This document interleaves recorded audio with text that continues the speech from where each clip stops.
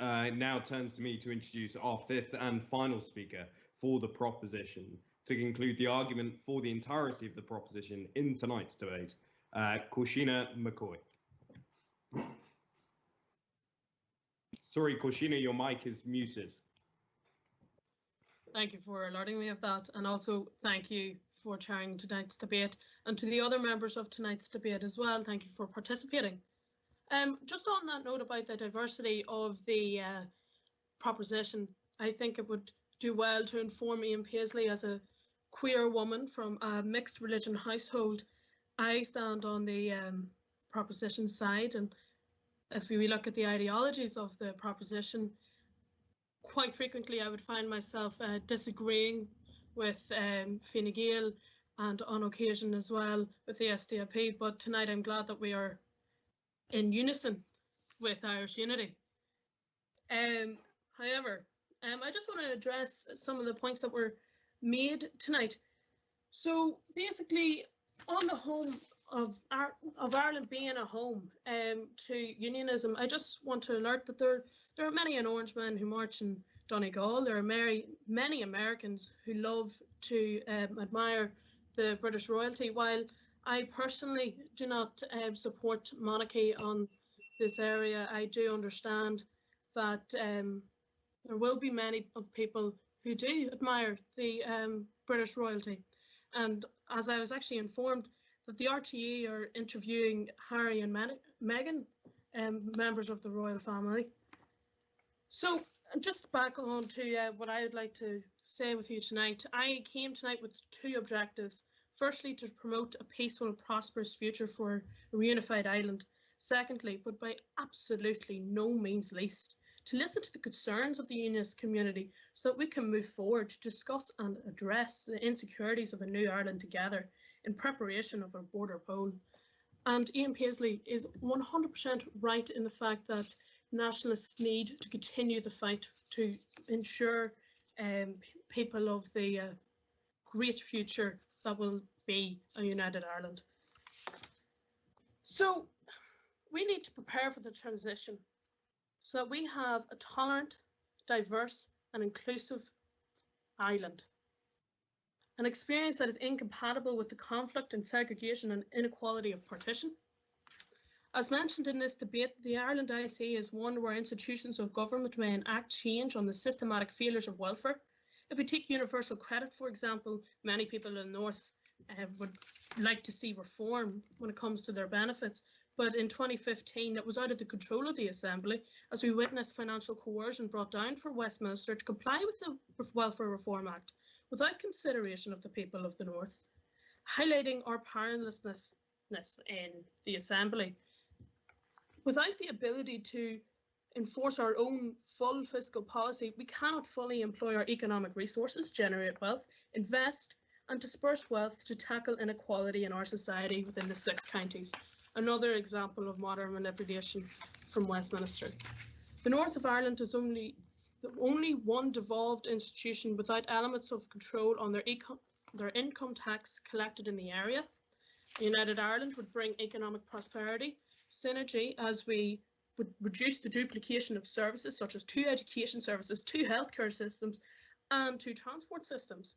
We will not be victims to the UK's diseconomy of scales as they are unable to coordinate 4 separate economies.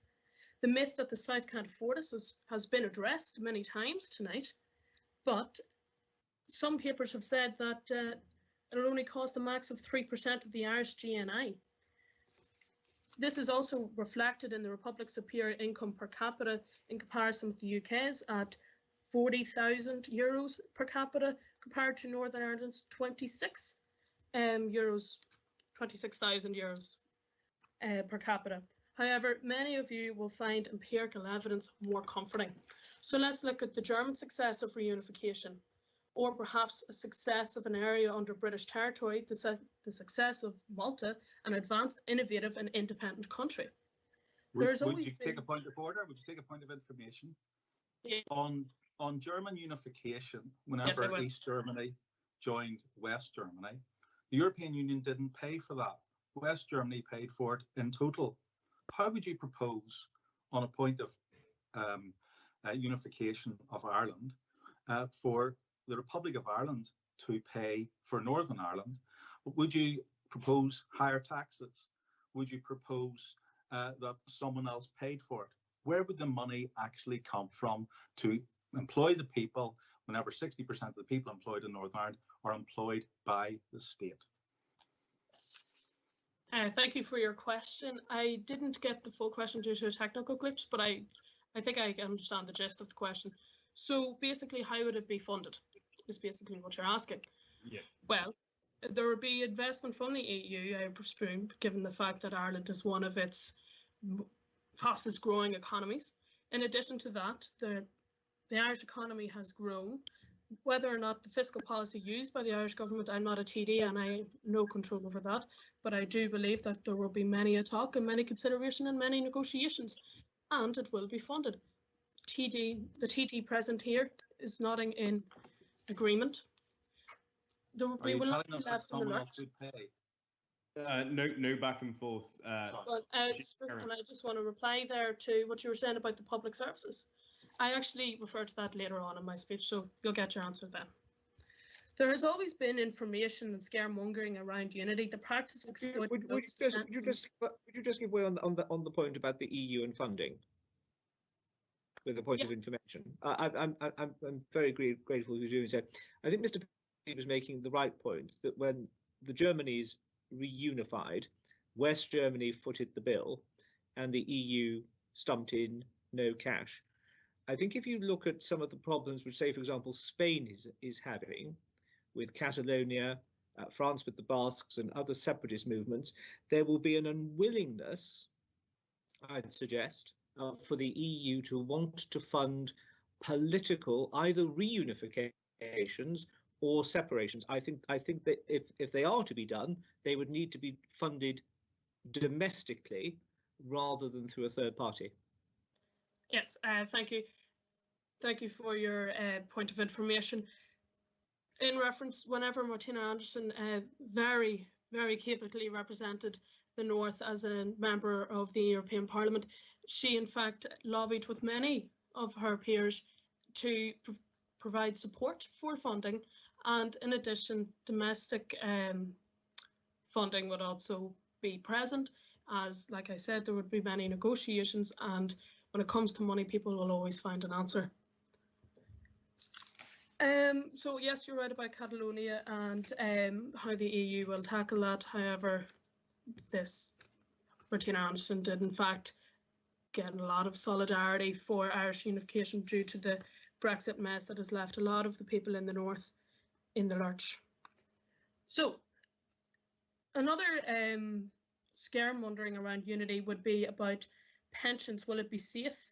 Will our pensions be safe? And whenever Scotland fought their campaign for independence, the pension minister, Steve Webbs, assured them that their pensions would be safe.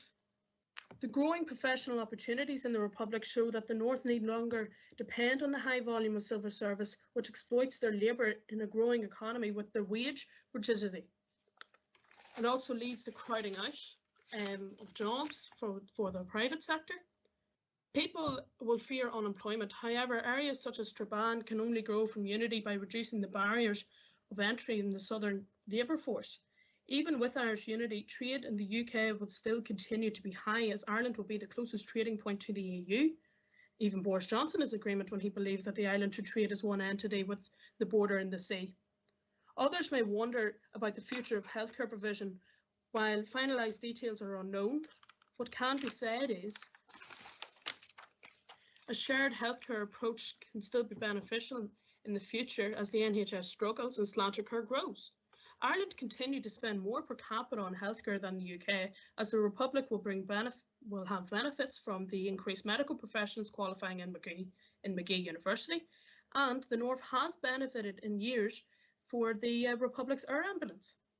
So the ability to participate in to lead a green innovation in the economy, as the BBC referred to Ireland as possibly the greenest government ever. This is an issue on the environment that can no longer afford to be on the back burner. This needs to be front and centre of the argument. And then, however, maybe people pretend that culture and sport is not a concern. That's for people, and that is false. I assure you that many in a New Ireland are excited to experience our diverse opportunities. Look at the success of the East Belfast GAA Club, and as mentioned earlier, the cooperation with rugby and boxing. However, some things are greater than money, and that being a rights issue. If I was a pro-lifer in the north, I would be infuriated with what happened in Westminster. As it happens, I'm a pro-choice queer woman, but I'm also enraged what happened with the government institution. As we were belittled, we weren't given the right to vote on constitutional issues like the Republic were allowed. So I'll just continue on just because the points of information took up a lot of time, and I'll summarise my points. It is evident that we need a border poll in order to progress. But people will say about the misinformation that, well, we haven't had enough preparation. There's many a document out there for preparation, but we still need more. There's the economic benefits of the United Ireland paper released. There was 1,000 people who wrote a letter to Neale Richmond demanding that there be more North-South cooperation on the Citizens' Assembly. So we asked Brandon Lewis, it's time to commence asking for a border poll. People need this. People need to know the future of the island so that way they can invest in long-term economic plans. We can look at polls and majorities, but the border poll will tell us what the population wants. Thank you. Gurmaigov.